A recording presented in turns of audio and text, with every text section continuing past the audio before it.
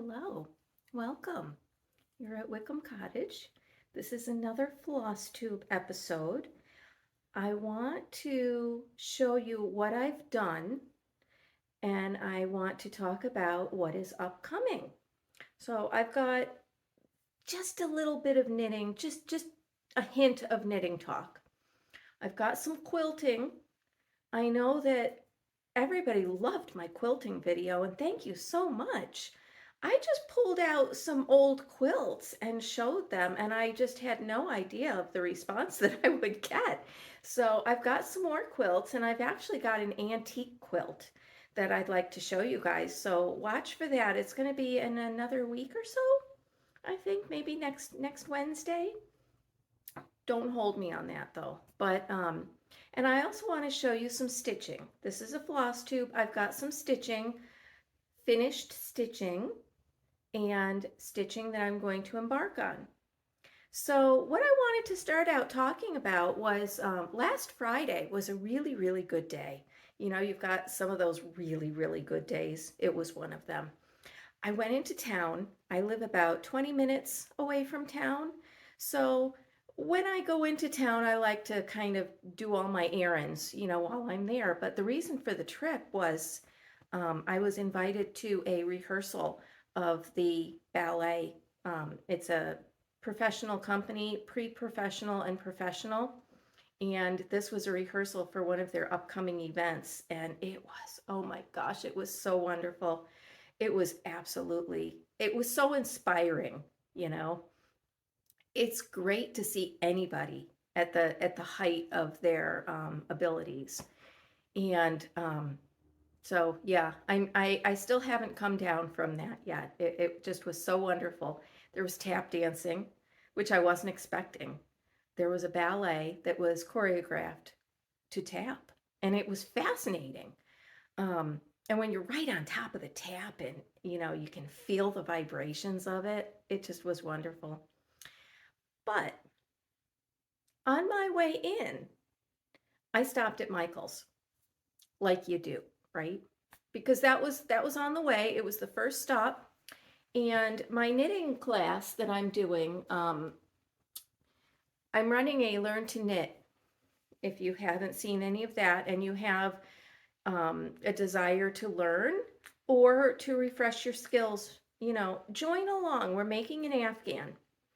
And the Afghan is made out of blocks, which can be as numerous or as few as you wish. So after we've gotten a little farther along in our blocks, we're going to start some socks. And I brought a pair of socks that I made. I just make what is known as vanilla socks. They're just plain socks. I've got a 2x2 ribbing. Show this front one. And the yarn does this all by itself. You never really know what you're going to get. Each sock is slightly different, and that's the fun of it. I have this nice turned heel, and I use a Kitchener stitch for the toe. So it's there's no seam. You're sewing that with a needle and thread. Not a needle and thread, a needle and yarn. You're continuing to use your yarn. But they're very comfortable.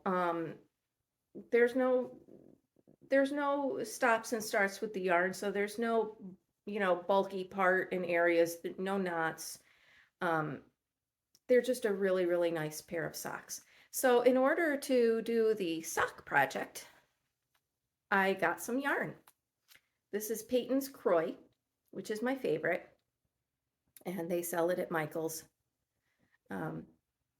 which is nice because a lot of the Michael's yarn I don't really care for. But this is nice. Coastal stripes. I think it'll make a very nice pair of socks. There's a little bit of blue peeking through. So I stopped by Michael's. The next stop after that is the quilt store. And I have a very nice quilt store near me. So I've expressed a desire to make some log cabins. And what I was going to do, I showed this last time. I was collecting um, some of my blue fabrics. I'm not showing these very well, but I've got some strips in blue, and I was going to do some whites. I didn't really have a vast assortment of whites, so I thought maybe I'll go in the direction of blue and green. I was going to put a yellow block in the middle. Well, I went into the quilt store, and guess what I found? First, I found this layer cake. It's called Cookie Dough, 10 Carat Gems by Wilmington. I'd never heard of this before, but what it is it's a collection. I hope you're able to see this, of different white on whites. And it's not stark white. It's more of a cream. So I saw this and I walked past it. I went on my merry way. Um, let's see, 42 pieces are in here. Um, I went on my way and I thought, I'm not here for that. I'm here for blues and greens. Well, then I saw from the same company, denim jacket. Look at these. They are the blues. They are the blues that I was wanting. Isn't that wonderful? A nice assortment of denim-y, chambray kinds of blues. So I went back and I said, Cookie Dough, you're coming with me. So here is the log cabin. I'm going to do the blues and whites, and I think I'm going to go back to my original idea of putting a green in the center for the center square. So I'm really excited. My checking account is less excited because, as you know, these are, they're not cheap. They're not hugely expensive, but for someone who was going to go in their stash and make this quilt all from existing fabrics, I failed on that account and I couldn't be happier. What I'm going to do, I through the course of making my block afghan in the knitting, I've remembered how much I really, really don't like acrylic yarns. And a center near me had a call out for washable non-wool yarns. So I donated a lot of acrylics that I had hanging around, acrylics that I had bought for baby afghans. And I thought, life is too short not to use good quality things, tools, accessories, um, fibers. So any afghans from now on are going to be made with superwash wool. If I don't know, I'm going to put this in front for a while. If I don't know the parents involved, how skilled they are at washing wool, I'll use superwash wool. And for myself, for anyone close to me that can just hand me the afghan if it needs to be washed, I'll use pure wool. And as far as fabrics go for quilts, I think you really kind of have to start with a quilt shop. They've got the best quality fabrics. And um, back when I was making some of my early quilts, you could go to a Joann. Um, we had some other stores that I can't remember the names of now, but they had nice collections of fabrics, and most of the colors were similar. So you could grab an assortment of 10 or 12 blues, and they all kind of went together. But now I'm finding there's such disparity. Every collection, some of their tones are unique enough to them that you kind of have to stick with their line if you want everything to kind of go together nicely. If you don't want too scrappy, if you want an assortment of patterns, but you want the colors all to kind of be on the same, ilk. So that's been my issue. I don't want to depend on fabric designers to do all of my choices for me. But this is going to be a relatively quick quilt. I just want to get this log cabin out of me. I've just been thinking about it and I just want to get it done. So, hooray, fabric saved the day. So, I've got plenty of knitting going to keep me busy. I've got my log cabins that I'm going to start today. I'm wearing this sweater. It's an old sweater of mine. It's got all this nice ribbing at the center, and then down below it's got some lace. And I may cut this off to stop at the waist. I don't wear this sweater very often, and I think it's maybe because it's just too long. I just I don't feel like hiding in my sweaters these days, and but I like the rest of it. It's got nice details. This is a nice rolled edge. It's not the traditional cast on. It's got a nice roll to it, and the yarn is very very comfy. So I'm in my comfy clothes, ready for a day of quilting. That's what I have on tap for today. But I want to show you something. This is my stitching wall. And look at what I've got up there. I've got my alphabets. I'm done. I'm done with my alphabets. So let me grab it off the wall. That was another reason for the trip to Michael's, was to get some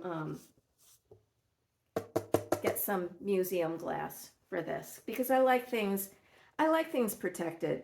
There's a little bit of a glare there. I'm purposely making a little bit of glare, but for the most part, um, these new glasses, they're great. You can put them on and you don't even see that they're there. But I want to show this off because I'm so happy with it. Um, Here are my alphabets, and we've got a little bit of decoration in there. This is where I was, I think last week I needed to do some of these lower alphabets. This one is so tiny. It's all done in backstitch. But it's great for if you're signing your initials to something. I think this larger bottom alphabet is my favorite. But I could be more thrilled with it. When I had the board cut, the foam board, they cut it way too small. So I've you can see right here, you can see some light coming through. When it's on the wall, it's okay. And perhaps someday I will design another piece for this frame. This frame, I don't know if you're aware of this, but at my Michael's, they have an oops box in the framing section. So go and see if yours has a similar one. And what that means is someone changed their mind. This was cut and they changed their mind, or the framing department cut it the wrong size, or they used the wrong, framing materials, something. They made the frame, but they couldn't sell it to the customer that they made it for. Or some of them I've heard are, new framers. This is how we teach our framers, and they might have a few frames that they've done that aren't quite up to snuff. Toss it in the oops box. This frame, it's very thick. It's a thick one. This frame was $8 in the oops section. And then all I did was I bought the glass and the foam board. And yeah, I just had the measurements of the frame, and I think the measurements were off a little bit. And when I got home, it didn't fit exactly. So I've kind of been finagling it. I sort of glued the glass in. I'm not sure if it'll stay forever, but like I said, I can always get another frame to fit the glass and more glass to fit this frame, because as stitchers, we use what we've got. And yeah, I'm very pleased with this. It was fun to do. And if you're at all interested in it, it is now for sale on my site. I have a I have a very small site that is largely ignored. A lot of people haven't found it yet, but all of these, now I've got a hole there, but all of these pieces are ones that I have done, and I think mostly are on my site. I've got a few others that, are dispersed elsewhere throughout the house, and so if you like my design style and have any hankering to make some of these for yourself, if you'd like to buy the calming alphabets, just go to wickhamcottage.com and you will find everything there. You just have to punch the button that says all PDFs or something like that, or go up to the top. But you know what happens when you finish one project? You have to start another. And luckily, I've got a few designs going that I've printed out. These are all for spring and getting in towards summer. So I pulled these out yesterday because I've been designing for Christmas. I got done stitching some for autumn. This alphabet project was kind of like a cleanser. I need a break from all this season stuff, so getting back to it and being able to finish it was great. I'm ready for spring. I am so ready for spring. What I forgot to mention is on last Friday when I went into town and I had such a wonderful day, it was 70 degrees. I think it got up to 75 at the end of the day. It was so beautiful. The sun was out, the birds were singing, people were running and biking and walking. It was just so wonderful. And then the next day it went back to the 40s, 50s. Today is very overcast. We're supposed to have some rain with possibly some flurries mixed in. I don't think that's going to happen because I think it's too warm at like 48 degrees. But I just really, it's this time of year, I just start looking forward to spring. So here is a design that I'm doing. This is the chart. It says, to plant a garden.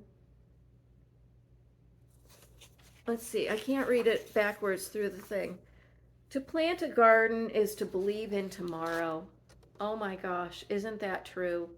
They say that gardeners are the most optimistic of all people because you plant a bulb in the fall with the hope that you'll be alive, I think is how it all started.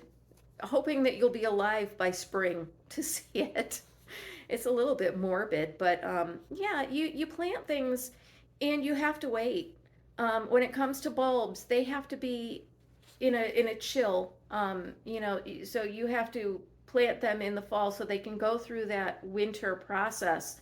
It's not instant gratification. Even seeds, you can plant seeds, they might germinate in 3 or 4 days, but it's still not instant. And then you have to wait until it progresses. So I believe in this adage. Yeah, you have to hope in tomorrow, and you have to have something on the horizon to look forward to. I was so looking forward to autumn, and I was looking forward to the holiday season. Now I'm looking forward to spring. So hopefully it comes soon.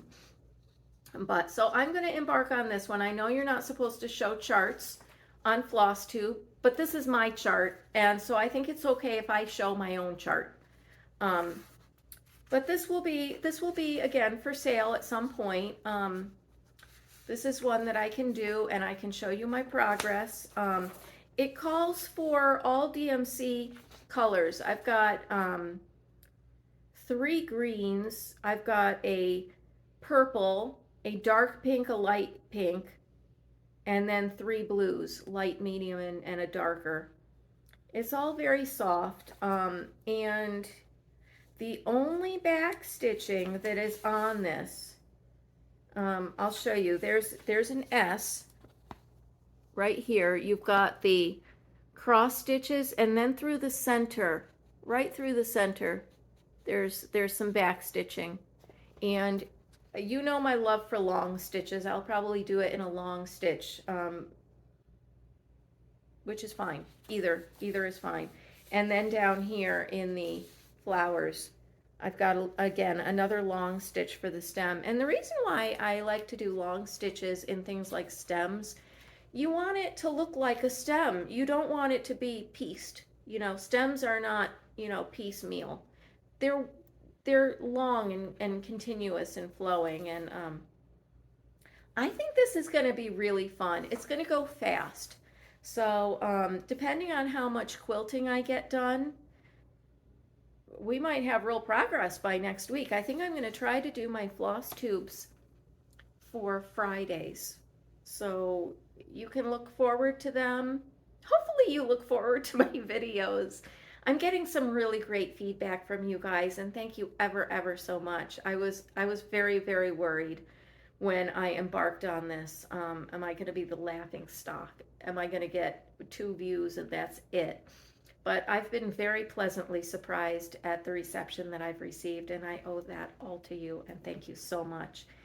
But yeah, I thought I would do the floss tubes on Fridays, and then if you've had a really long week and you just want to retreat into your stitching world, perhaps I can give you some inspiration, because that's really why I'm here.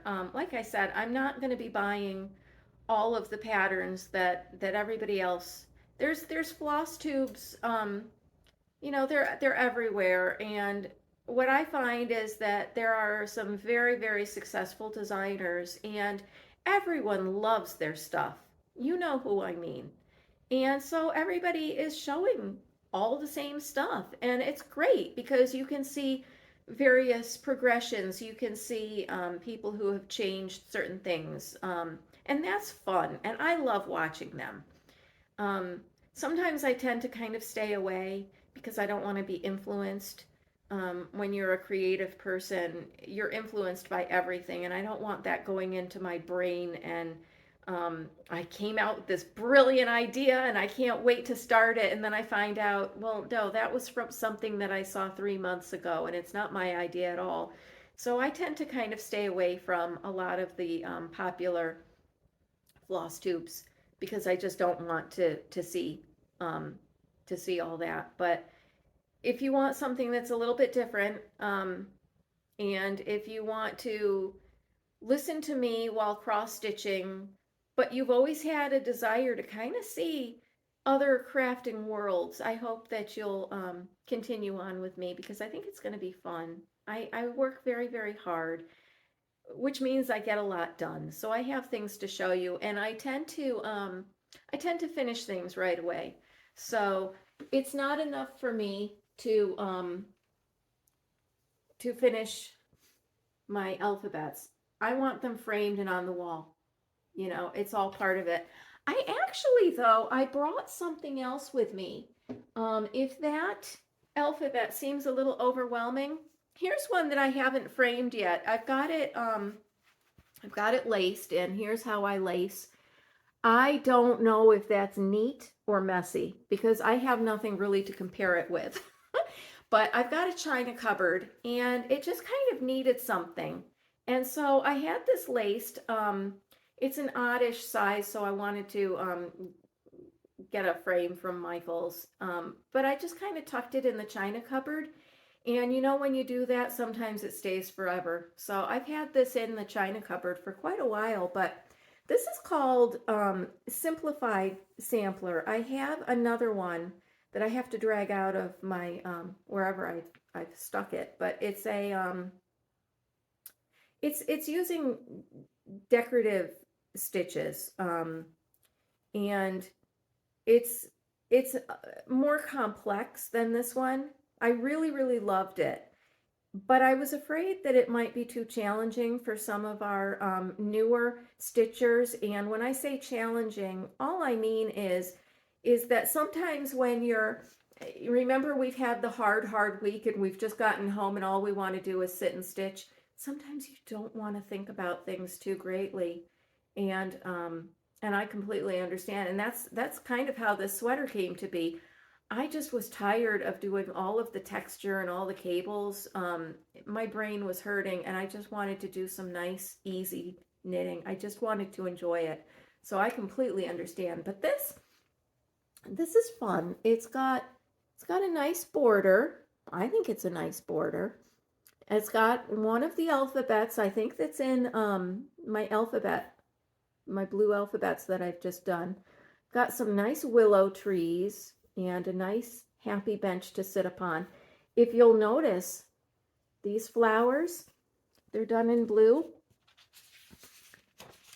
You see them again in this stitching that I'm going to do. So, you know, I steal from my own designs. I really liked doing these flowers. So when I was designing the garden, I thought, I'm going to use those again. Here's another small alphabet. And the small alphabet is great because if you want an alphabet just to change some wording, it's good to have a lowercase alphabet.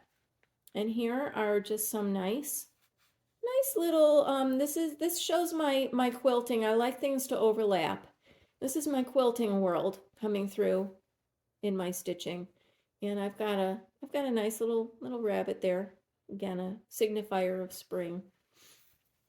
So I really like this one. It's called the Simplified Sampler. This one's on my site as well. So yeah, lots to do.